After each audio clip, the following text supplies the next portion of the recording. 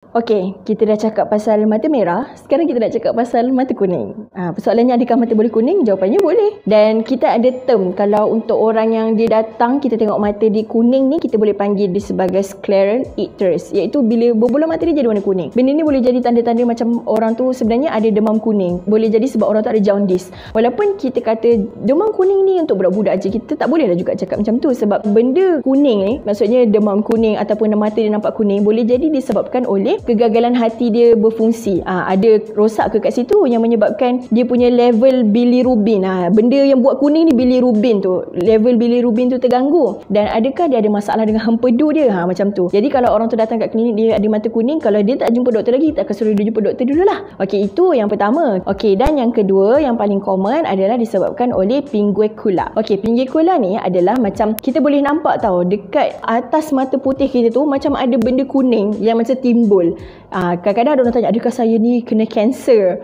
Sebab saya nampak ada ketumbuhan macam tu kan. Okey, pinguecula ni macam mana dia boleh terjadi? Okey, pinguecula ni common dekat golongan tua ataupun golongan dewasa lah, yang dia punya pekerjaan ataupun kebiasaannya adalah dia terdedah dengan cahaya matahari yang terik. Sebab sinaran UV itulah yang boleh membuatkan pinguecula ni muncul. Ataupun orang tu dia jenis terdedah dekat persekitaran yang ada angin yang kuat ataupun habuk dan debu yang banyak. Benda tu pun boleh menyebabkan pinguecula ni muncul. Adakah pinguecula ni berbahaya? Kita kata taklah, tak berbahaya. Tapi pinguecula ni boleh menyebabkan ketidakselesaan pada mata lah. Sebab kita dah macam ada ketumbuhan kat situ, dia macam timbul sikit. Jadi struktur mata tu dia tak smooth, menyebabkan macam ada kurang yang lebih dekat sana sini. Jadi kadang-kadang orang yang ada pinguecula ni, dia akan cakap mata dia ni rasa macam agak kering, agak tak selesa. Jadi diorang terpaksa bergantung dengan air mata palsu lah untuk bantu smoothkan balik dia punya permukaan mata tu dengan air mata palsu tu, macam tu. Adakah pinguecula ni boleh membesar dan merebak? Ya, jawapannya ya.